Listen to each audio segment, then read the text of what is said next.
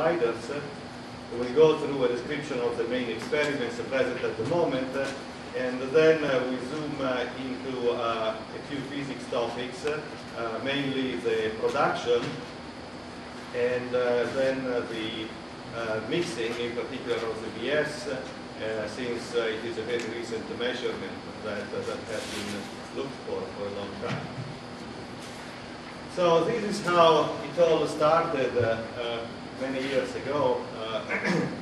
In 1977, a Fermilab experiment colliding protons on nuclei observed a peak in the B plus B minus invariant mass spectrum around 9.5 GeV. And this narrow resonance in say, in analogy with the James I case was interpreted as a B-bar bound state. So this was the first appearance of the big work in the scientific experimental environment. Then it was observed and studied in very, very many places. In these two lectures, I will concentrate on the work that was done at the Fermilab by the CDF and D0 experiments, and at the CTEQ in Japan by the Bell collaboration, and the PEP2 at SLAC by the Babar experiment. However, in these past years, a lot of work has been done on the big quarks in various places in the world, as you see from this layout of the world map. In particular, I wanted to mention the very detailed work that has been done at CERN by the LEP experiments, the preliminary work at Hadron Colliders done at the SPS at CERN by UA1 and UA2, and also a lot of studies were done at HERA by the fusion electron. It's a difficult physics, and I would like to add that I think there have been some notable failures in trying to study the big work in the past. The program of HERA-B at DAISY was not particularly successful in measuring the CP violation, and also the Fermilab fixed target experiments in the end, they were designed to measure the big works. In the end, had a lot of problems in achieving the necessary statistics. So it's a difficult job experimentally. And a lot of new ideas from the experimental point of view had to be invented in order to make it possible. So let me start showing how this production of B works in a plus-minor collider. Typically, these colliders work at the center of mass energy of the upsilon-4s. And the reason is easily understandable, because the combined mass of the B and the B bar meson is just below the upsilon-4s energy. And therefore, you need to go to this fourth radial excitation over the upsilon in order to be able to produce open bottom. The cross-section is in the order of 1 nanobarn, and the signal-to-noise of 1 to 5, where the noise comes mostly by continuous production of QQ bar pairs. Now, in general, the two Bs are produced almost at rest in this type of production, because the energy difference between the peak upsilon-4s energy and the sum of the masses of the two B mesons is really very small. So there is no energy to give a real boost to the B mesons. For this reason, in recent years, the asymmetric B factories have come into operation. These are machines that, a plus-minus machine that not only have a center of mass energy of the upsilon-4s, but also have unbalanced beams.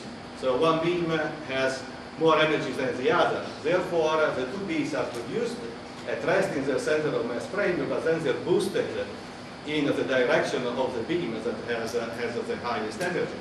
And this is important if you want to measure decay distances of these mesons, because you need them to travel a little bit, so you have to give them some speed. Typically, the beta gamma that you get in these asymmetric factories are in the order of 0.6. Another feature is that these B mesons are produced in a coherent quantum mechanical state that must have the quantum number of the photons, actually. So essentially, they are a mixture at the production, and you don't know which is which until one of them decays, breaking the coherence of the system. Another way to produce B mesons has been used at lab, and there you were running on the Z resonance. So you had a slightly higher cross-section, about 6 nanovolts.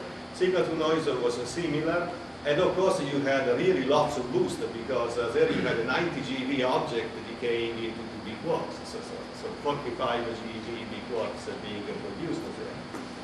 Now, I'm not going to talk about the lab, so I just mentioned that for reference, as I'm showing you how B production looks in a various type of parameters. This is a typical event produced at Bell. This is a Bell event display. This is at the asymmetric refactory located in Japan. And you see how it looks. It's really very clean. It has, on average, a low charge of electricity in the event, in the order of 11. The number of collisions per crossing is on average less than 1. That means that typically when you trigger on something happening, you have just that single collision.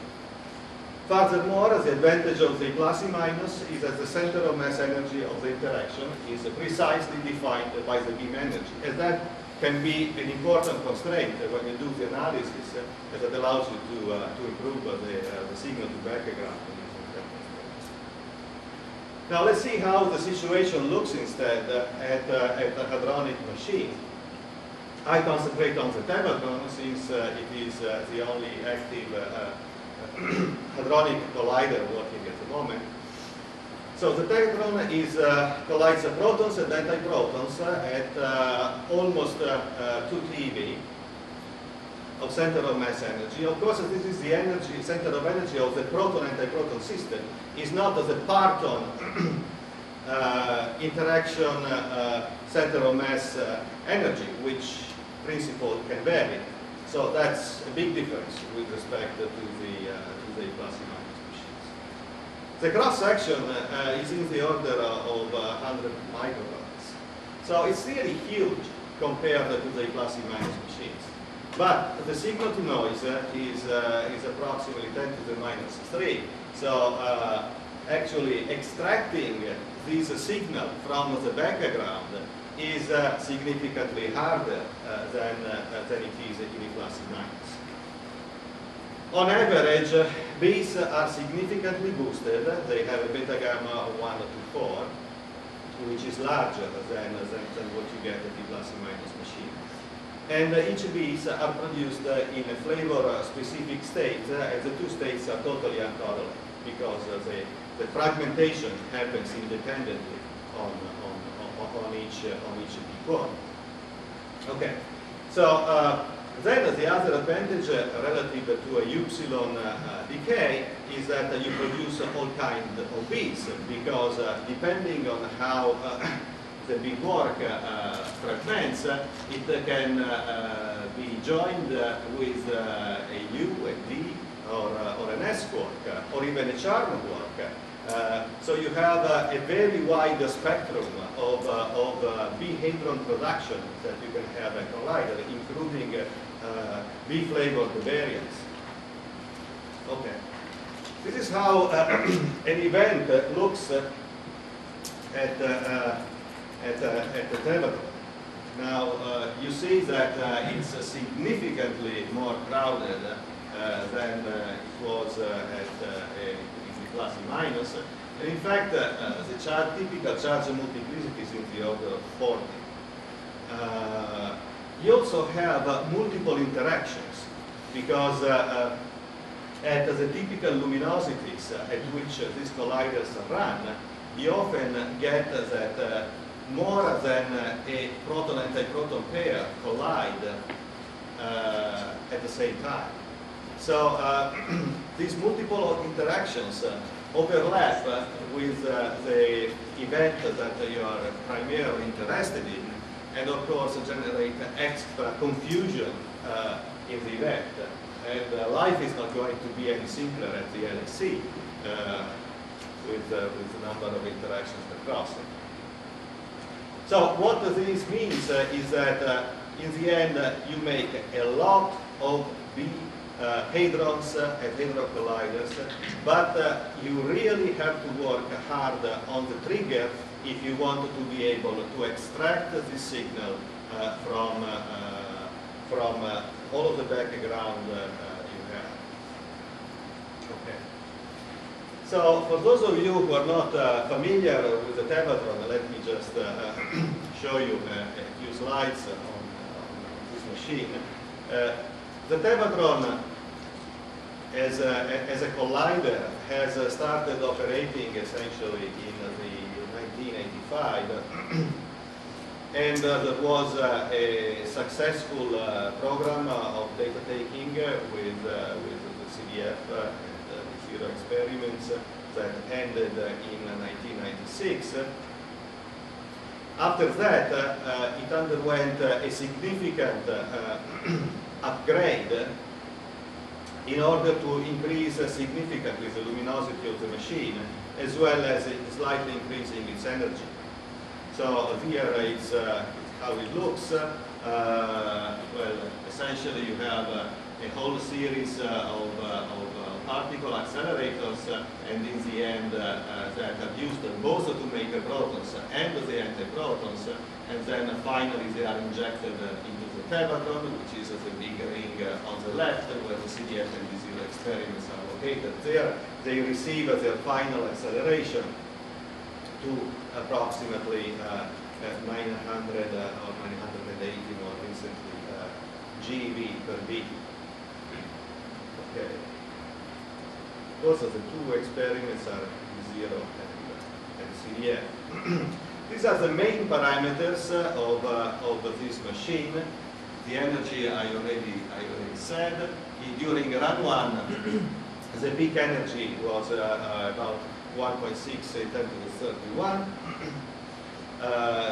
Now, during run 2, in these first few years of operations, the peak energy reached has been actually the peak is 1.7, I believe, that was reached by the tevatron during this year in 10 to the 32. So the tevatron in the end delivered the luminosity increase that it was supposed to bring. It's a factor of 10 already achieved, and we think that there is another factor of 2 that the machine people should be able to achieve over the next few years.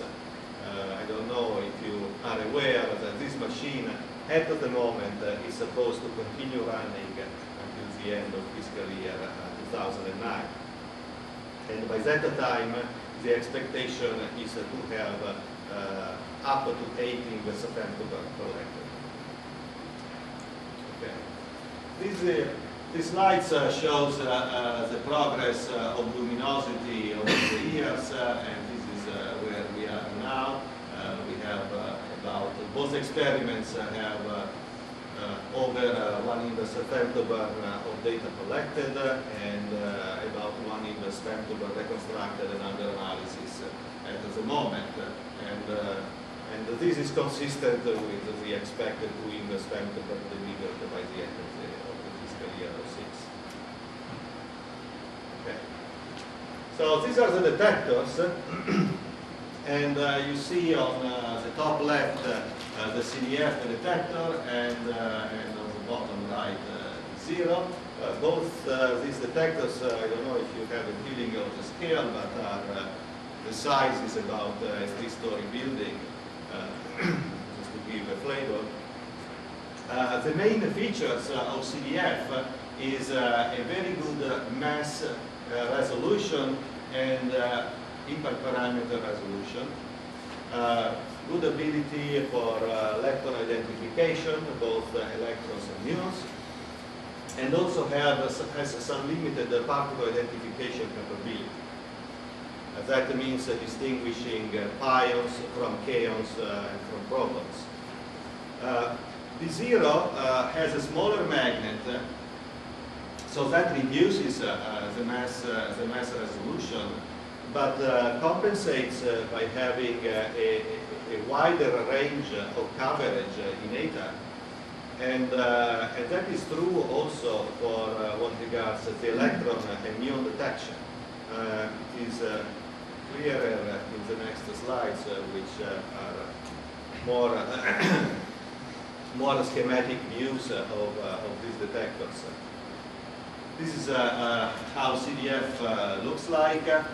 You start with in the inner part, close to the interaction point, with a silicon detector that gives you the high precision in the B-meson decays, followed by a large cylindrical direct chamber that reaches all the way up to 1.3 meters, followed by a superconducting solenoid, and then before the solenoid, this is what I was telling you before. There is a time-of-flight system which measures the time the particle take to go from the interaction point up to the solenoid, and that allows you pion from kaon discrimination up to 1.5 GeV approximately. Then on outside we have a muon system, which however ends a little early, essentially after 1.5 in eta there is no more muon coverage. This is how the zero looks like instead. Again, there is an inner tracker with a silicon for high accuracy, followed by a scintillating fiber tracker inside the solenoid. And then there is a sophisticated calorimetry, which is based on liquid argon. Following that, you see this very sophisticated muon detection system. The red planes are the muon chambers, which reach up to very forward in eta, and very nice muon system. Okay. So of these detectors, what are the important things for B physics? Important things for B physics, let's start with electron and muon identification, because B hadrons have large branching fractions in semi-leptonic decays, so it's important to identify them because they are a very important signature. Another signature is the presence of a J psi in the final state. J psi can decay to two muons of opposite side. If you reconstruct the invariant mass, it's right on this narrow resonance. Then you have a good chance of having a B hadron in the final state. So that is important. The other important feature is identification of secondary vertices. A typical path length is in the order of 450 microns times whatever beta gamma factor you have. So if you have a tracking system that with resolutions at the level of a few tenths of microns, then you can detect a secondary vertex consistent with the decay of a B hadron. Now this is very important. It's really very important, and essentially I would say that the physics of the big quarks had really started developing once these type of devices have become available for application in collider type environments. This is a really was really a key point.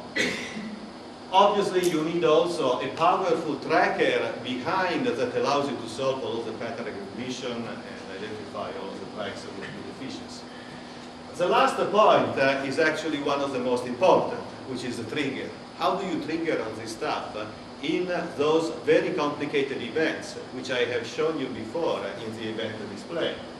Well, the first idea was to trigger leptons. Leptons are often good signatures of the presence of these. So triggering of leptons is fairly straightforward, and this is what most experiments used to do up to some point. Then another idea has come up. Let's try to do the tracking online at the trigger level and try to see if I can identify a secondary vertex consistent with the decay of the behavior. Now, this is a very new achievement that has been installed at the CDF. It's a complicated trigger. Just to give you an idea, there are 8 VME tracks which are dedicated to find the tracks in the silicon detector, and they have 20 microseconds to find all of the tracks in the silicon with an offline-like accuracy. And on the right, I show the impact parameter resolution that it is achieved. This is done online with those type of speeds. And you see the sigma, the resolution is 48 microns, and you have to consider that the actual size of the beam is 33 microns. So it's already, it's quite impressive. Okay. Finally, this is how an event could look like at the Tevatron.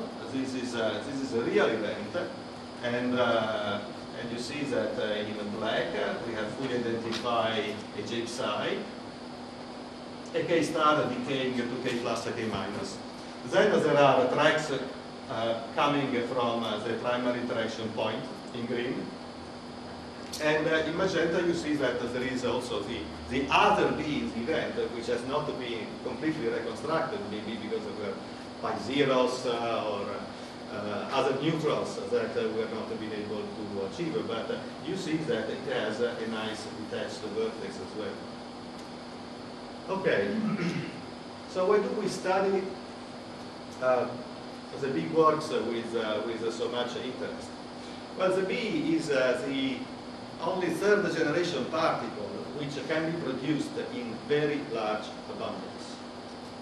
So it becomes naturally a very fundamental probe of the standard model. In particular, it allows you to study all of the Kabirbo, Kobayashi, Mascawa matrix elements which are connected with the third generation. And we'll talk about that later. And clearly, if we can over-constrain these elements, we can check whether the standard model works or whether there is some new physics which fits in some of the measurements that we make and doesn't make the measurements that should be coupled match as they should. Now the quarks come in also in their couplings to gammas and z's, and this is another very interesting area that has been studied extensively at LAP. I'm not going to talk about that, I just have no time for that. And of course I wanted to remind you that the standard model Higgs, if it has a low mass, as various measurements signal to indicate, couple strongly to the big quark. So we want to really to understand how the big quark works. The mass of the big quark is 4.5 GeV, and so it is much larger than lambda QCD, and this has the effect that the accuracy of many theory predictions is significantly improved. There are many examples of that. For instance, various spectroscopy, prediction of masses, predictions on the lifetimes of the B-hadrons. Again, I don't have time to talk about that. In this lecture, I will concentrate on the recent measurement of the production cross-section, because both because they're fairly recent and because they solve a problem that we have had for many years. And then I will zoom into the mixing measurements. Okay, you probably heard a lot about the mechanisms for B-production in previous lectures. So essentially we have at leading order flavor creation via either quark or gluon fusion, and we also have UIT diagrams with the gluons. But the next leading order is also very important in the production of BB-bar.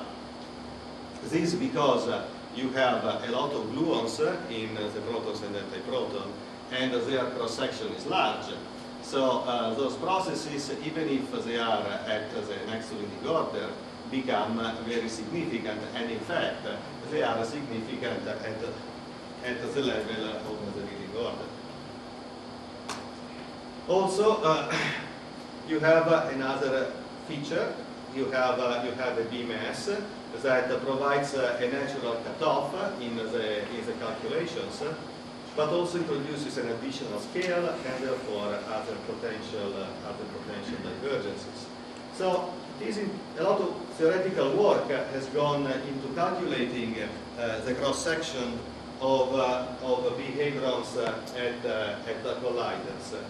And until a couple of years ago, there was a big discrepancy at the level of factors of 2 or 3 between the experimental measurement done by the CDF and B0 experiments and the theory prediction.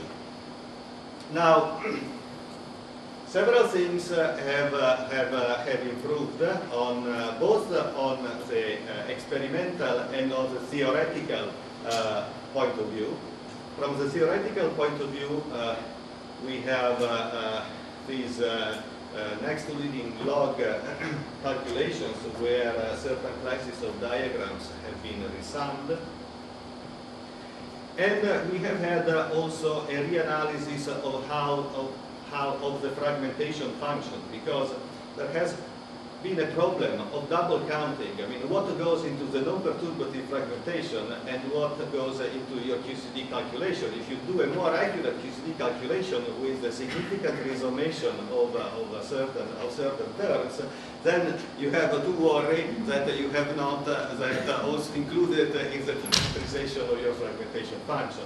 So there has been a reanalysis of the fragmentation data of the lab experiments, which are the major source of precise fragmentation functions. And after putting all of this together, the improvement with the experiment has improved significantly. In addition, we also had new measurements from CDF. And there are two measurements in particular. One using a sample of Jape size, which allows us to explore in detail the lower momentum, essentially from 0 to about 15 GeV. And another one using high PT jets, where one has identified, by measuring a detached vertex, has identified the presence of a B quark inside. In the case of the Jape size sample, the way the analysis performed is by plotting the proper time distribution. The proper time distribution, as you see, has a peak near 0, which corresponds to prompt Jape size production. These are the Jape size that do not come from a BDK. They just produce the prompt. It's direct charge production, which makes a J psi. Then there is a tail here which has a lifetime consistent with that of a big meson decay, and that comes from a B. So what you can do, you break up your J psi sample in several PT beams, and for every PT beams you perform this analysis that allows you to calculate the fraction of J psis that are originating from B's.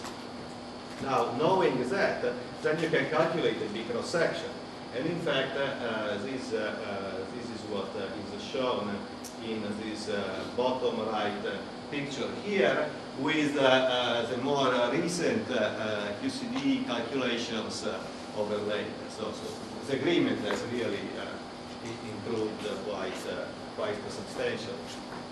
Similarly, on the left here, you have the situation at a high PT up to about 400 GeV of jet PT, and you see that the match between theory and experiment has improved very significantly. So this is good because it was a problem that had been dragging on for many years, and people started thinking that there could have been a problem here in theory. Okay. Another thing is that this is another fairly recent result where what is plotted here is the delta phi between the two B hadrons that you have identified in the event.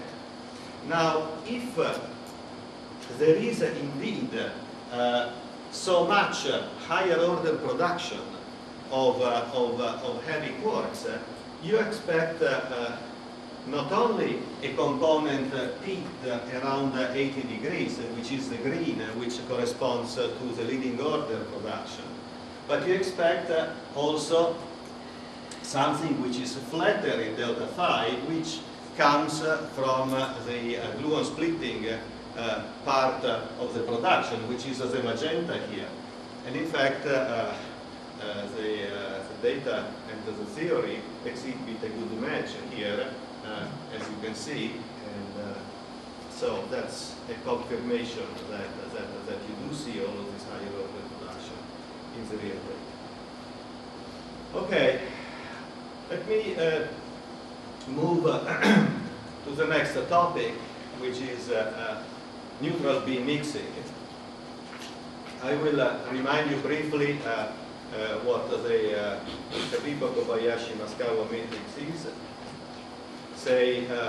Describe the basic mixing formalism with the mass matrix approach.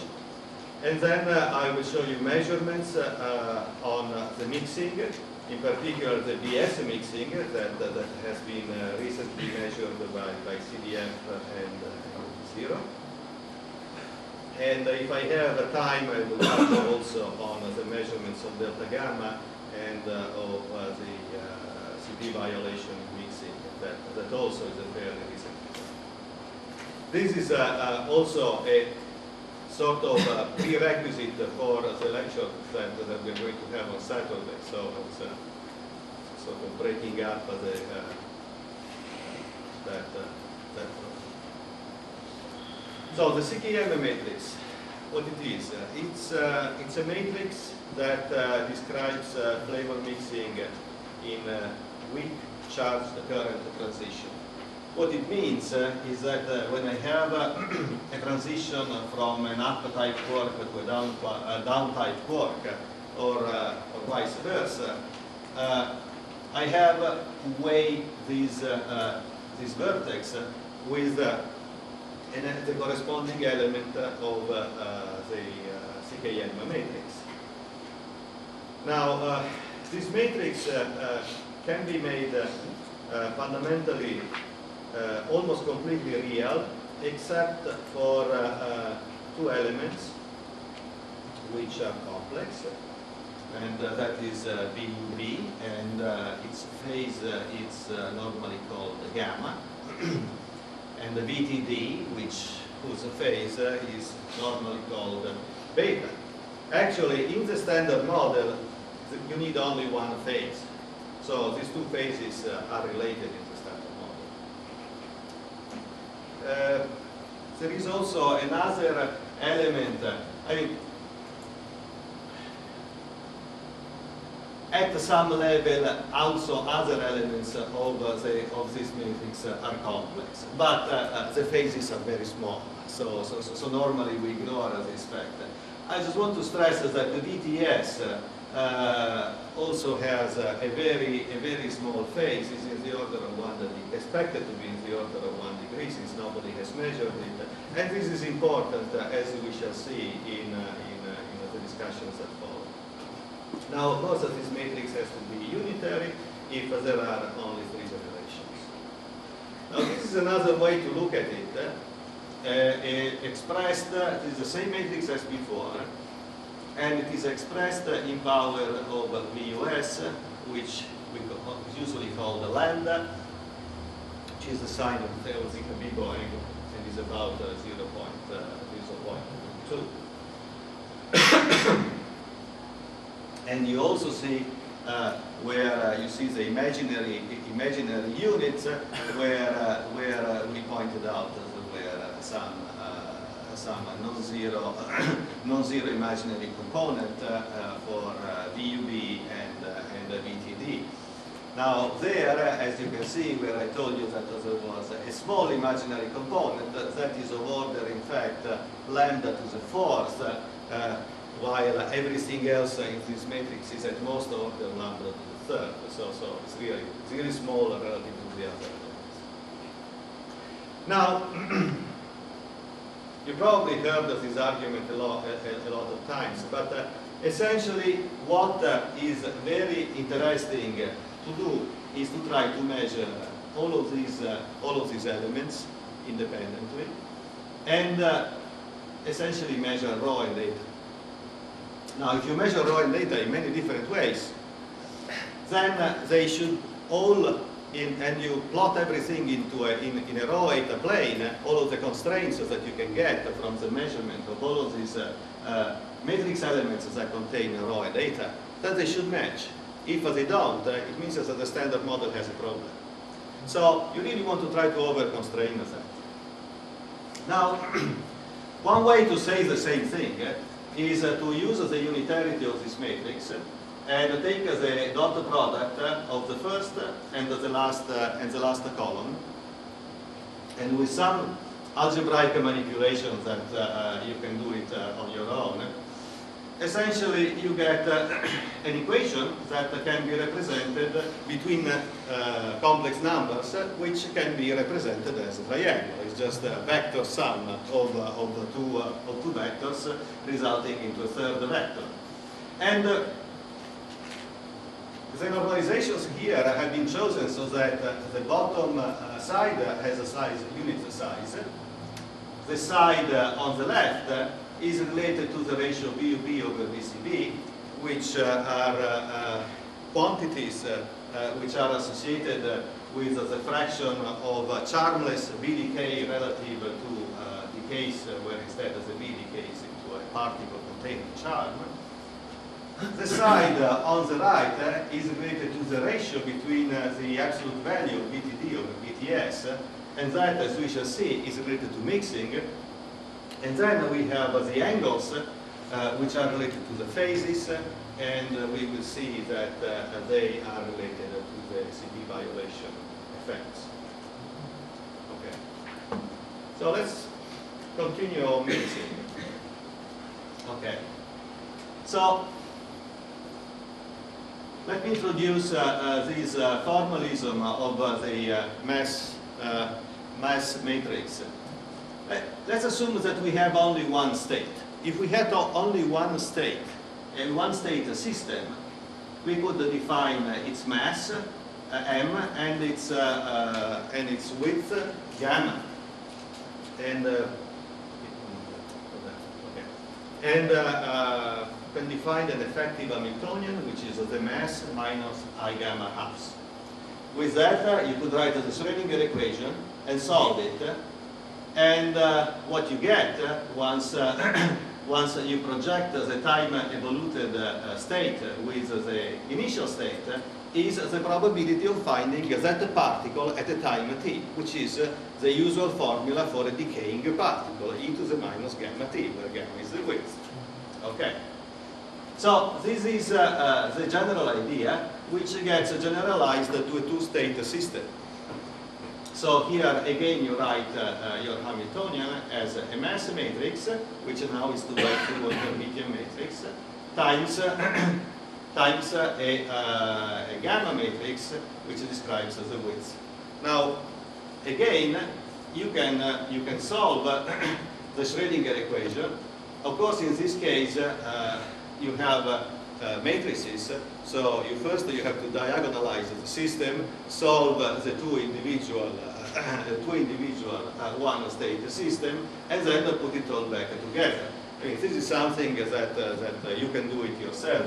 It's not very difficult, and you get the eigenvalues that are shown there, and the eigenstates against that are shown there. Now, but what are M1, 2? I mean, M and gamma are easy to understand what they are. They are the mass of the flavor-specific state. Gamma is the lifetime of the flavor-specific state. But what is M12 and what is gamma 1? Well, let's try to take a look at it. M12 comes from transitions that can turn an anti-B into a B and vice versa. And this is how they look. They are called box diagrams. Now these box diagrams, as you see, they have a W, two W's, and quark, up quark loops going through them. In these loops, the dominant one is at the top because its mass is much larger than all of the others. So essentially what you have at the vertex where the top touches the D or the S quark, you have BTD or BTS. You have it two times because you have it on the left and on the right on this diagram, and therefore M12 is proportional to e to the minus 2 beta, because that's the phase, but you have to square the phase, so you have it. You get as a factor of 2. Now, what is interesting is that new physics can run into these loops, and therefore you could have, I don't know, supersymmetric particles running loops like these containing supersymmetric particles. So that will change completely the result. So if you study, if you have a way of constraining M1 and 2, you also have a way of constraining physics. Now, this M12 can be calculated, and in fact, its absolute value, which is proportional to the mass difference of the two eigenstates, two mass eigenstates, can be expressed with this formula where this stuff is known factors. It's just some complicated formula. These are non-perturbative terms that need to be calculated on the lattice, and on which we have errors at the moment which are in the order of 30%. These VTB is in the order of 1, and then we have VTS or VTD depending on whether this oscillating thing is a DS or a VT. Gamma 1,2 is in analogy with the width. If this was the width of a single state, I would have to sum over the amplitude squared for the decay into these all possible final states, each multiplied by their phase space factors. In the case of gamma 1,2, I want to look at the cross term, and therefore I have to look at final states which are common to both the B and the B bar. And here I have an example. For instance, here you have a B bar which decays into a B minus and a D plus. And of course you can have also also the B can decay into the same final state, and therefore it contributes to this gamma 1, 2. Now, once you know gamma 1, 2, you can calculate delta gamma. Those are the formulas. Again, you can derive it by just expanding that expression for the eigenvalues that we had 2 pages ago. What is important at this point to recall is that we expect a delta gamma over gamma, we expect it to be fairly small. In particular for the BD, for the BS is larger, but at the first order we can ignore the gamma 1, 2 relative to M1, 2, the calculations related to mixing. And in fact, this is what we're going to do. Okay, if you continue the calculations that you had started before, you can find the time evolution of the states. So what you have on the top is if you have a system which has started as a B at a time equals 0, at time t is going to be a superposition of B0 and B0 bar as described there. And the same for the particle produced as a B bar at time t equals 0 is shown at the bottom. So this is just algebra. I mean, you just take that eigenvalue problem, you just do all of the algebra, and this is what you get. And an important thing that appears there is the ratio Q over P, which again, at the first order, assuming M12 is much smaller than M12, is just a phase. And in fact, this is a good approximation. You expect that this thing to be very close to 1 at that level. Okay, so finally, you now take these time evolutions and you project them into the individual states, and you have the probability to observe at a given time t. In this case, you have the probability of observing a B when at time t, when a B was created time 0. Okay, so this is a probability not to mix, if you want, to remain as you are. In the bottom is the probability of observing a B when originally the particle was created as a B bar. So this is the probability to mix, and that is okay. Essentially what you see is that you have the standard decay exponential plus a cosine that just goes up and down, and that's why we call these B oscillations, okay? Because they just go up and down. And the oscillation frequency is proportional to the mass difference of the two eigenstates. Now, the BD mixing was, from an experimental point of view, is fairly easy to measure. It was well established by measurements at LEP, at the Tevatron in Run 1, and more recently in the B factories. The B factories have done an outstanding job of measuring these numbers by high accuracy, and they dominate by far the world average. The BS mixing is really much harder. And the reason it is much harder is, first, the number of BS's produced is less than the number of BDs. So in general, you have less signal to use to do your analysis. Second, you have a factor 1 over lambda square in the oscillation, which makes this oscillation much faster. Now, in order to measure an oscillation that is very fast, you need to have a very, very good resolution on the proper decay time of your particle. And that is really the killer. In fact, if you look at the formula that gives you the significance of a measurement of an oscillation, you can think of this as if I have an oscillating phenomenon, I do a Fourier transform, and there is some noise, some various complications. But in the end, if I am sensitive to that, I will see a peak somewhere at the frequency, which at the real frequency. Okay. Now, this, if you want, is the number of sigmas of the significance of this peak. This is what this formula means. And you see that I have many terms here. I have the number of signal events, which is understandable. I want as much signal as possible. I have the amount of background. The background is going to make me less sensitive. I have to be able to determine whether my B was generated originally as a B or a B bar. And this I do with something which I call flavor tagging.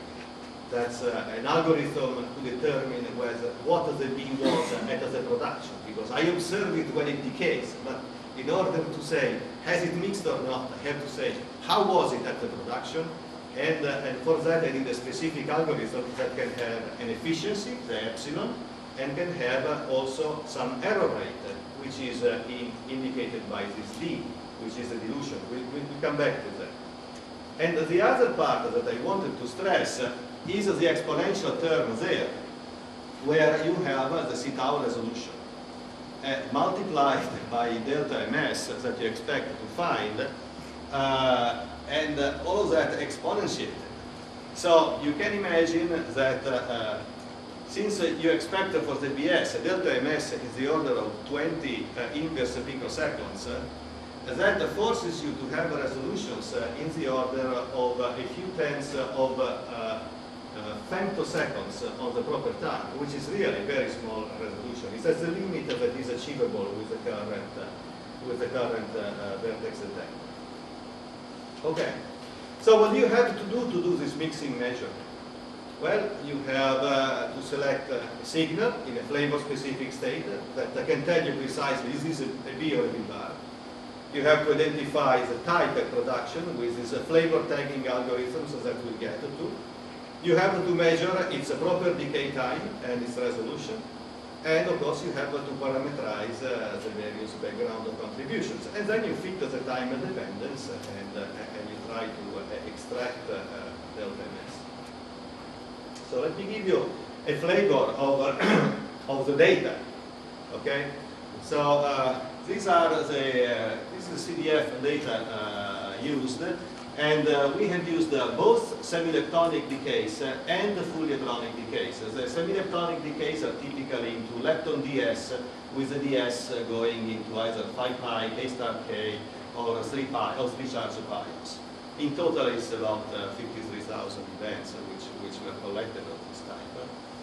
For the hadronic modes, we have used both BS to DS pi and BS to DS 3 pi. With, again, the DS going either 5 pi, K star K, or 3 pi.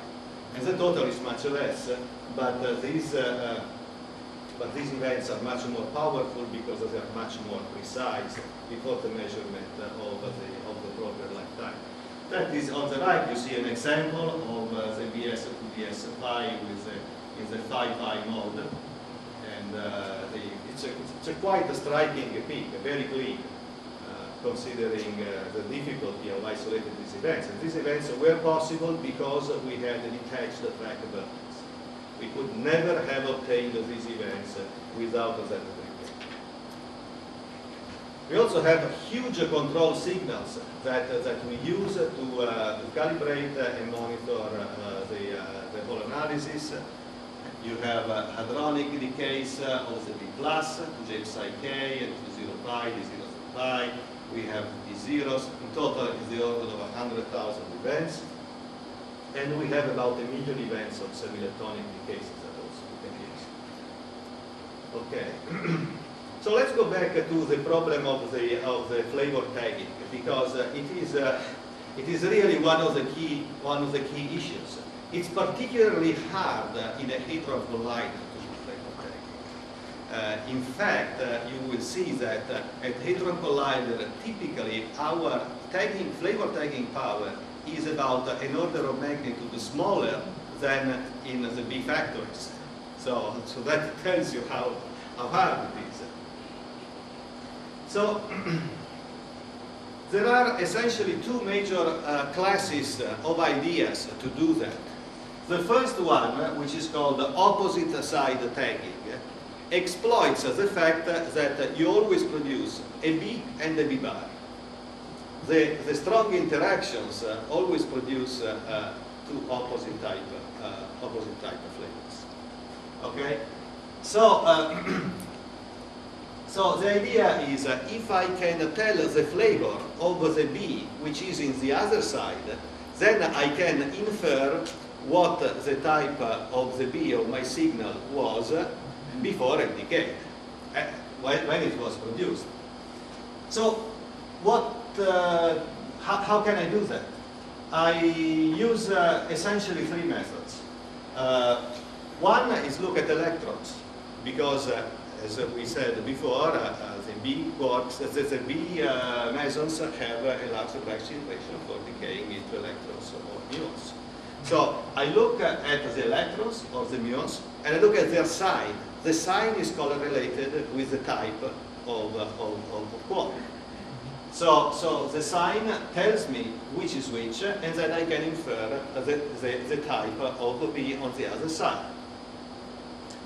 Another thing that I can do something much more inclusive, which is recognize that there is some sort of B activity on the other side, sort of find some sort of jet, and then do some weighted average of the charges of all of the tracks that I find in this jet.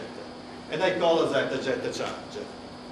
And again, also this is somewhat loosely correlated with the initial charge of the quark that initiated the jet.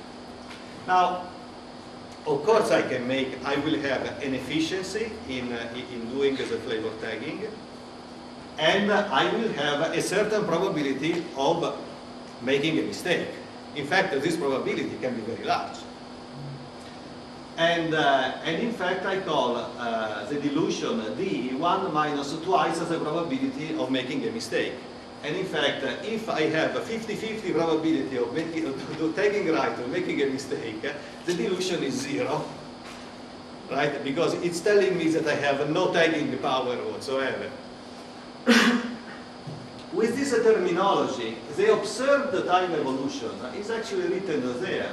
So you see that the only change is that the cosine term is multiplied by the dilution. So if I have a 0 dilution, I have absolutely no sensitivity to it. Okay. The other idea that is used for flavor tagging is to look in the same side as your signal B, and look around and exploit the fact that you expect in the fragmentation a track with the proper sign next to the produced B method. I will get to that in some more detail with a little sketch, because it's a bit hard otherwise to do that. But before we get to that, I would like to stress that it's very important to understand and measure all of these dilutions. And you do that by using your large control samples of B pluses and B0. For instance, for the B pluses, you already know what is the right charge, the right sign, because the B pluses do not mix. In the case of the B0s, you can do a mixing fit again, and there you know the result, and so you can use it to measure your dilution. And that is an example. And as a byproduct of this process, you measure also delta MD, and what we get is perfectly consistent with the work average. Okay, so let's go back to the same side that we are tagging. So that is how it looks. If you're making a B0, you're essentially picking up from the C a DD bar pair. So near the B0 bar, there is this D quark that has to be matched to something else. And as you see, you can make B plus. If here you have a D bar, you have a neutral. You make a neutral that we typically don't see. If you have a U bar, you make a pi minus. And if it is an S, you make a K0 star, which is another neutral that we can ignore. So if I have a method to identify the nearby pion, the charge of the pion is telling me whether this is a B0 or a B0 bar. Okay? Similar situation for the charged Bs, and a similar situation for the BS, where in the BS case you notice that typically you also make chaos, while in the other cases you can make both pions and chaos. Now, we have studied many type of algorithms to identify this in an optimal way, to optimize this flavor tagging technique. In the end, we have settled for one where we try to identify a kaon, the kaon which has the closest PT difference relative to the B method, and it works pretty well. It actually works 2 or 3 times better than all of the opposite side taggers put together. It's really very powerful. This is a summary of all of the flavor taggers performance, and once you have summed everything, you get a quality factor, which is this epsilon d squared, which is in the order of 5%. This is what you have to multiply your statistics to have the equivalent statistical power of your sample. That means that I have 100 events, then the statistical power is going to be like the statistical power of 5 events. Typically, that number is in the order of 30–40% as a B factor. Just to give you a flavor. Just because the system is clear. Okay. Of course, you have to measure the proper lifetime, and I'm running out of time, so I skip a few slides. But just like to mention that this was very important. So this is the distribution of the proper time resolution, which is obtained for this measurement.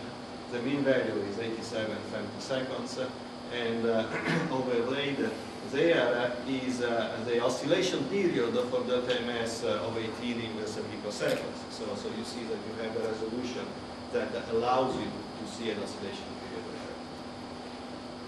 And finally, we have tested. Finally, what you do, the last step of this analysis, is to fit your time evolution formula, which is exactly we have seen it before. But there we have added another term in front of the dilution, that A. What is done is that you fit that formula, fixing omegas at various values, and you scan the range that you are interested in. What you get in the end is something that is similar to Fourier transform. And that has as a feature that A should be 1 if you hit the right frequency, and A should be 0 if you are not at the right frequency. Of course, there is a width over this resonance, which is driven essentially by the lifetime. It's like an algorithm. And this has been tested on the BD, where you know where the peak had to be expected. Was around 0.5, and you see that indeed you see the peak at 1 where you expected. Then, okay, then you try it with the BSs, and this is what you see. You see that this thing is, the black is the statistical error. You see that this thing is essentially flat until you reach 7.3, and there you have a blip jumping at 1 with a significance of 3.7 signals. So, of course, these will have to be confirmed with the better statistics, but at the moment is the best measurement, the first indication of BS mixing. once you have decided that you have a signal, then you can let the oscillation frequency to vary in your fit, and you get a likelihood, and you find the minimum of that likelihood, and that is the result, 7.31, with an error which is already very small. In fact, this is the interest of this measurement is the determination of the ratio between BTS and BTD, and the largest component of the error in this measurement is really coming from the theory rather than from the experimental measurement. So this is already has reached the limit. Okay, I think that I will quit here. I can tell you about, if you are interested in delta gamma more, I can tell you during the recitation. So the summary. Big quark hadrons have been studied for about 30 years. The plus and minus torus rings and hadronic machines have complemented each other a lot. Now most of the work is at the big factories and at Terraform. The behavioral production and their basic properties are known really extremely well at the time being, and this work has helped a lot to develop and test QCD, even in non-perturbative approaches. The detailed measurements of the neutral dimeson mixing have become recently available for both species, and what we see is an overall consistency with the standard model, because that 17.3 is more or less very close to what the standard model was predicting. Now, if you mix this measurement with the CT violation measurements that we will see in the next lecture, we see that this even further confirms the standard model and sets fairly significant limits on possible pieces. Okay?